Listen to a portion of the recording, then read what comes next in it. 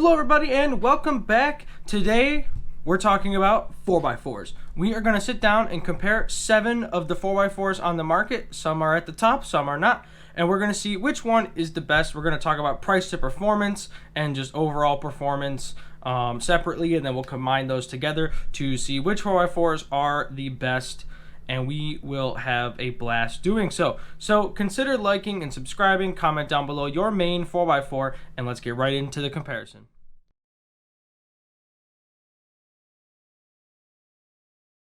Okay, first up we have the Moyu Aosu WRM. This cube's been out for quite a while, and that because of that has fallen out of favor to newer options. But this cube gets a control score of 7. I find the cube quite controllable, which is nice. Not gonna be way crazy for you to handle. Speed score, I gave it a 5. I feel like it's a little bit slow. Corner cut, I gave it a 6 because I don't think it corner cuts up to par with what we expect from modern speed 4x4s. So yeah, it gets a lower score for that. Stability, though, the cube gets a 9. I think the cube is quite stable, and it's easy to understand why people liked this puzzle for so long, because the stability is crucial when you come to even layered cubes. So the fact that it has a 9 stability score is great.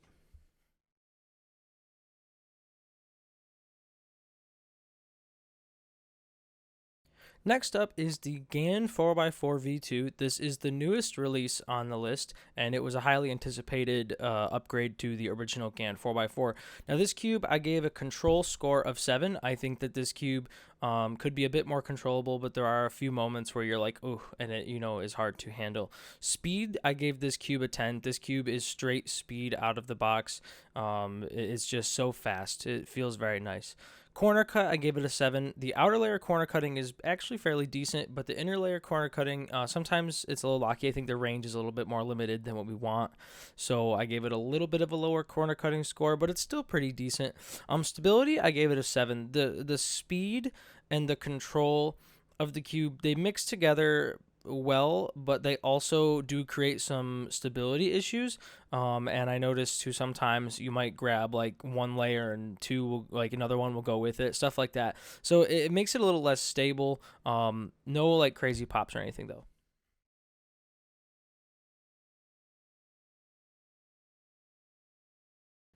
All right, next up is the MGC Elite 4x4. This is also a newer release.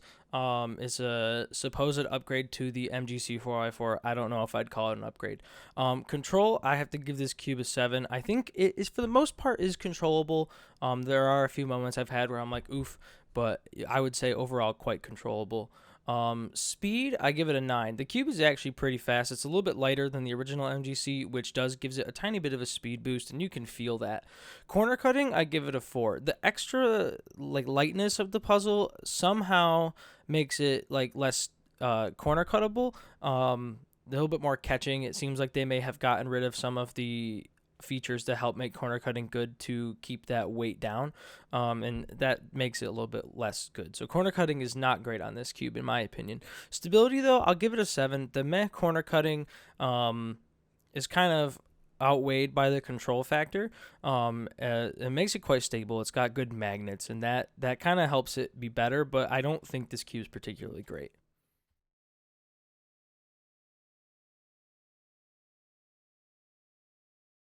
Okay, next we have the regular stock VIN 4x4. This is the non-ball core version. This cube I gave a control score of 8. I think the cube's quite controllable. It's rare that I have moments where I can't control it. Speed, I'll give it an 8. It is a little bit slower. Something that I've just noticed. It doesn't matter like what lube I've put in it. It's still just a teeny bit slower. Corner cut, I'll give it a 7. And then I think a lot of the corner cutting is because it doesn't have the ball core, so the ball core does help with that a little bit, but I think the flooring holes are good size. There's just something about the corner cutting that I don't think is quite as good. The range on the inners is definitely a little bit more limited than I would prefer as well. Stability, though, it gets a 9. The cube is very stable. It is very hard to misalign. I've never had it pop, which is great.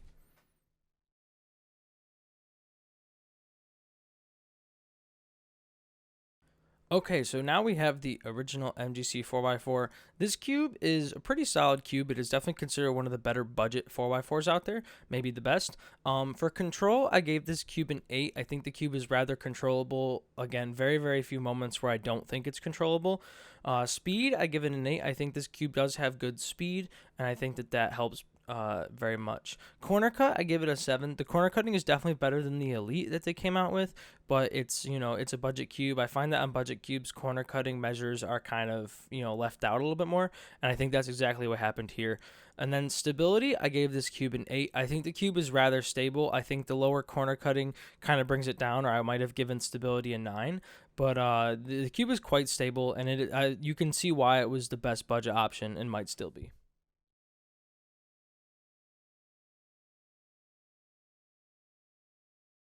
Okay, so this is the VinCube 4x4, but this is the ball core version.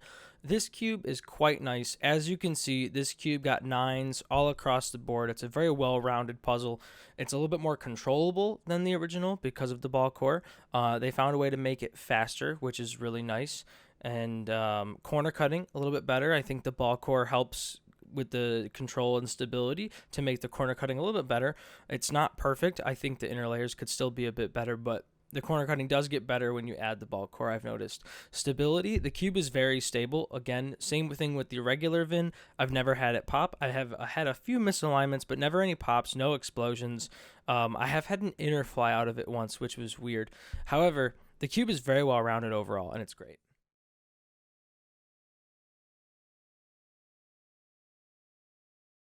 Okay, last but not least, we have the Moyu Aosu V7. This happens to be the double track, which seems to be the most frequently purchased and most popular version. This cube is very good. I gave it a 10 for control. I find that it is almost always 100% reliable controllability wise. Speed, the cube is quite fast. You give it a 10. You're able to loosen this cube without sacrificing any of that control and stability, which is great. Corner cut, I give it a 9. It could be a teeny bit better, but the flooring and holes are great. This cube's corner cutting is phenomenal in terms of even layered cubes and 4x4 big cubes too. Stability wise, I gave it a 9. I think it could be a little tiny bit more stable, but I've never had it pop. I think I've had it misalign once. The cube is very stable, and overall, it's a very well-rounded puzzle, and you can see why it is being favored by literally everybody. Okay, now that we're done going through all of the cubes individually, I wanted to put all of the data onto a sheet and show you guys how I got to the numbers that I got to. And go over the scores, price to performance ratios, how I calculated all of that stuff, at least, how I think they should be calculated.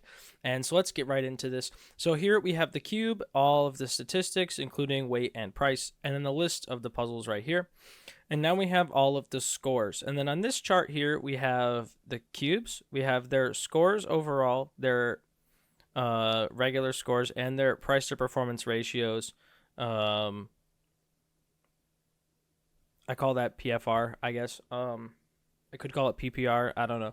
Anyways, so how I did this was I took, for the score section, I took all of these 4 stats and added them up. That is your overall score for the puzzles based off of these. So it would be out of 40 total. No cube hot 40 exactly, but the Aosu V7 does get very close with a 38. Next coming in with the Vin 4x4 ball core at 36, and the MGC 4x4 at 31. And then, to get the price to performance ratio, what I did was I still added up all of these 4, but what I did was I took the weight and the price, and I assigned each of them a ranking 1 through 7. If they were tied, you would get the same number, and we'd skip the next number, which happened in the price section twice. So then what I did was I added those numbers, those values. So like, for example, with the Aosu V7 being the lightest cube, that would get a 7, which would be the highest score you could get in the weight category. And then I added all of those numbers up, and that's where you get your price to performance ratio. And you can see things start to spread out a little bit more, with our lowest being 31 and our highest being 51. Because I think some price to performance is better, and I think weight matters. So like the Aosu V7, for example, it has a 51 price to performance ratio because it has the best stats out of all of the puzzles. It has a low weight, which is really nice.